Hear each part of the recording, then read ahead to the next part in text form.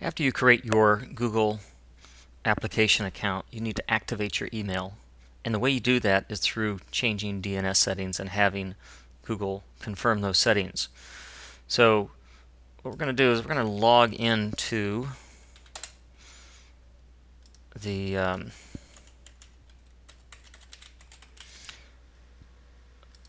manage this domain area of the domain. So I'm going to log in under my name. First thing you're going to see here is email, activate email. Until we've activated this email, nothing is going to happen. No email service will work. I'm going to click activate email. Select the registrar where you've registered your domain. If you don't see it in here, then I believe there is an other somewhere any hosting company would choose, but I happen to be with GoDaddy. So these are instructions logging into the GoDaddy account, and then they want us to put these DNS records in. These are all MX records for mail records. So what I've done is I'm just going to log into my GoDaddy reseller account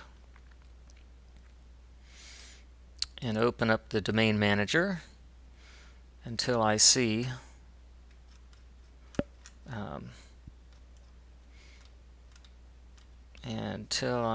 Site Ninja in the list.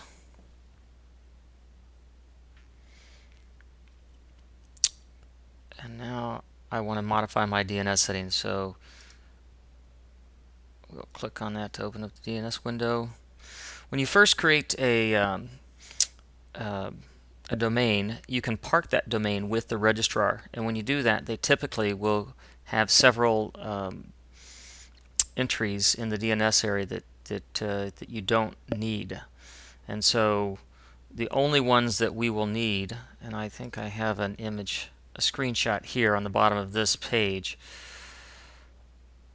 These are the only ones that you'll need. CNAME records, all pointing to Google.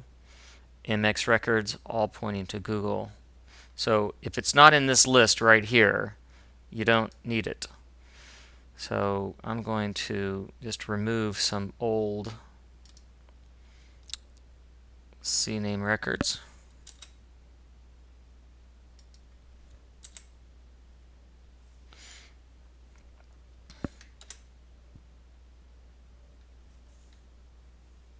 Okay, I've cleared out a lot of the records that were not needed. So now what we're going to go do is go back and copy the first MX record into the system. So we have a priority value of 10. The @ symbol in GoDaddy represents your domain name. So we're going to add a new MX record for our domain, and it's going to send it there, and it said to put a priority of 10 on it. So we're just going to go through a couple of these. You can see it showed up right here. Go through the next one is a 20. Add new MX record. The @ symbol. And make it a 20.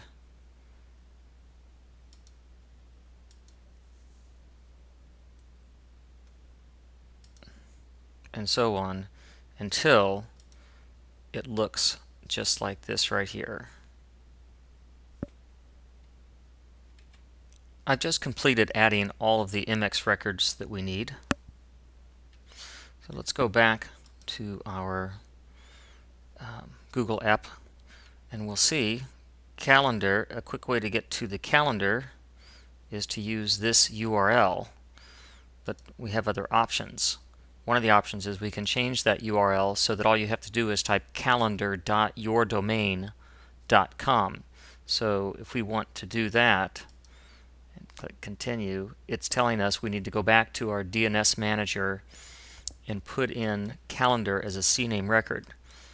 So the way we do that is we come over, we say we're going to add a CNAME record. We're going to call it calendar, and we're going to point it where it wants us to point it. We're going to say OK, save it, and now you'll see that calendar is in here. So in the future, whenever I'm going to say I've taken this step and I've completed it, Now you can see that you're able to access your company calendar by just typing calendar.yourdomain.com. You need to complete the same procedure for documents and sites if you want to use those two applications.